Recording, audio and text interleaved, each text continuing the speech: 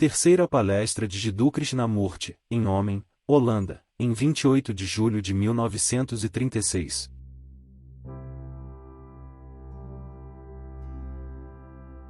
Como pode o indivíduo despertar a inteligência e a intuição criadora, que compreendem o significado da realidade, sem o processo da análise e da lógica? Quando digo intuição, não me refiro ao preenchimento do desejo, como a maioria das pessoas faz. Se a moral, que significa relações mútuas, for baseada na inteligência e na intuição, então haverá riqueza, plenitude e constante beleza na vida.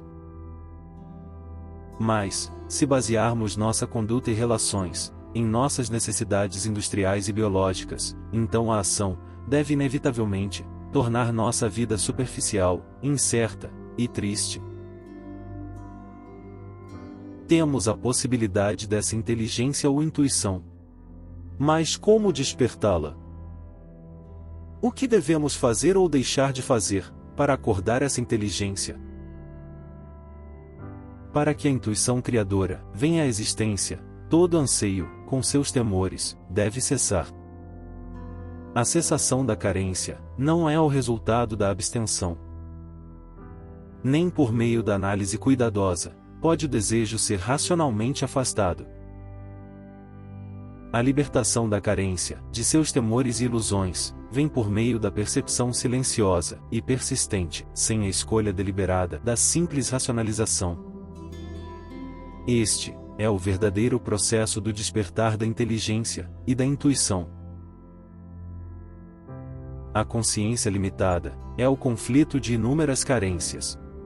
Perceba esse conflito, esse incessante combate de divisão. Não tente dominar uma parte da consciência com suas carências, por meio da outra. Quando a mente se identifica com a carência, ou com os opostos, há conflito. A mente tenta fugir por meio da ilusão e dos falsos valores, e assim, apenas intensifica todo o processo da carência. Com o profundo discernimento, advém a cessação da carência, e o despertar da inteligência e da intuição criadora. Essa inteligência é a própria realidade.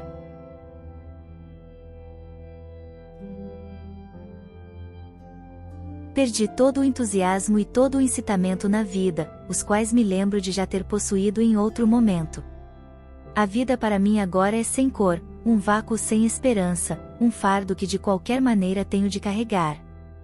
Poderia me indicar as possíveis, que tenham produzido esta condição, e explicar-me como quebrar essa dura casca, em que parece estar encerrado? Pelos falsos valores, nós nos forçamos a entrar em certos sulcos de ação, e ajustamos nossos pensamentos e sentimentos a certas condições. Portanto, em virtude do nosso próprio condicionamento, perdemos o entusiasmo, e consequentemente, a vida se torna pesada e árida. Para romper essa casca de desesperança, devemos ser conscientes do nosso pensamento e ação limitados. Quando nos tornarmos conscientes desse estado, e em vez de combatermos esse vácuo sem esperança, ponderarmos profundamente as causas da frustração, então, sem qualquer conflito de antíteses, dá-se aquela mudança, que é preenchimento, a rica compreensão da vida. Se o indivíduo tiver apenas disciplinado a mente, sem compreender o processo da consciência, ou se tiver submetido às atividades mentais, e à conduta à autoridade de um ideal, sem discernir a estultícia da autoridade, a vida torna-se então árida, superficial e vã. A menos que o indivíduo compreenda plenamente o processo da consciência, a ilusão pode momentaneamente proporcionar o necessário impulso para a ação. Porém, tal ação deve inevitavelmente conduzir à miséria e à frustração. O conflito entre as ilusões, embora aparentemente proposital e satisfatório, deve inevitavelmente conduzir à confusão e à tristeza. Temos que nos tornar cientes dos múltiplos temores e ilusões. E quando a mente se libertar deles, então se dará a rica plenitude da vida. Quando começarmos a perceber a completa futilidade da própria carência, então se dará o despertar da inteligência, que produz verdadeiras relações com o ambiente. Só então poderá haver riqueza e beleza na vida. Pode parecer impertinente o que eu digo, porém, é fácil para o Senhor aconselhar os outros a experimentar a ação inteligente. Ao Senhor jamais faltará pão. De que serve os seus conselhos a uma vasta legião de homens e mulheres no mundo, para quem a ação inteligente significará apenas mais fome? Por que dais tanta importância ao pão? O pão é essencial, mas pelo simples fato de exaltardes o valor do pão, ireis privar o homem dele. Exaltando qualquer necessidade do homem, que é indivisível, ireis privá-lo daquela mesma coisa que exaltais. É o medo que conduz à ação não inteligente, portanto, ao sofrimento. E como os indivíduos estão cativos desse medo, eu procuro despertar neles a percepção da barreira, autocriada, de ignorância e preconceito. Pelo fato de cada indivíduo buscar a autossegurança sob múltiplas formas, não pode haver cooperação inteligente com o ambiente. E daí, seguem-se muitos problemas que não podem ser superficialmente resolvidos. Se cada um de nós fosse íntegro, não ansiando por segurança, sob qualquer forma que fosse, neste mundo ou no além, então, neste estado de intrepidez, a inteligência poderia funcionar e produzir ordem e felicidade. Considerando apenas uma parte, uma divisão artificial do homem, que é indivisível, não podemos compreender o seu todo. E é somente com a compreensão do todo que a parte pode ser compreendida. Sempre existiu esse problema, que consiste em se saber se a preponderância deve ser dada ao pão, ao ambiente, ou à mente e ao espírito. No passado, também existiu esta divisão, este dualismo no homem, de alma e corpo, cada divisão insistindo sobre seu próprio conjunto de valores e por essa forma, criando muita confusão e miséria. E nós continuamos a perpetuar, talvez em novas formas, esta falsa e artificial divisão do homem. Um grupo considera somente a importância do pão, e outro exalta a alma. Esta divisão do homem é completamente falsa, e tem que conduzir sempre à ação destituída de inteligência. A ação inteligente é a resultante da compreensão do homem como um ser completo. Minha tristeza faz-me compreender que não mais devo procurar conforto de qualquer espécie.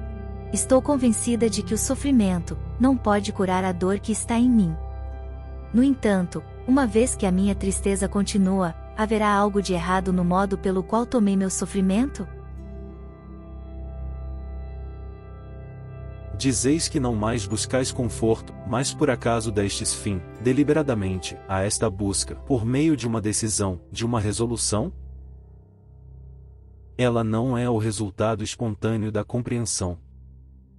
Ela é simplesmente a resultante de uma decisão de não buscar conforto, porque a busca de conforto vos trouxe decepção. Portanto, dizeis a vós próprios, não devo mais procurar conforto. Quando profundamente ferido, por causa do apego, o homem começa a cultivar o desapego, louvando-o como sendo uma nobre qualidade. O que ele realmente está fazendo é proteger-se a si próprio contra uma nova ferida. E a esse processo ele chama desapego. Assim, pela mesma razão, o medo de sofrer vos fez verificar que o conforto, a dependência, implica ulterior sofrimento. E por isso, dizeis a vós mesmos, não devo buscar conforto, devo ser autoconfiante. Apesar disto, a carência, em suas múltiplas e sutis formas de temor, continua.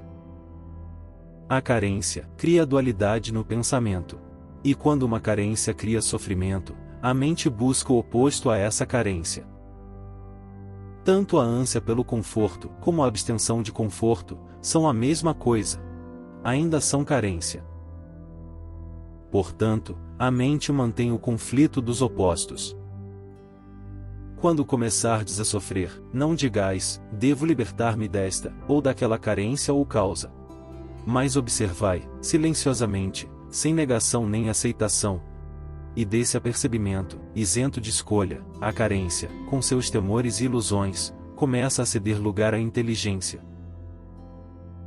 Esta inteligência é a própria vida, e não está condicionada pela compulsão da carência. Dizem que as iniciações ocultas, como as descritas pela teosofia e outros antigos ritos e mistérios, formam vários estágios da jornada da vida espiritual. Isso é verdade?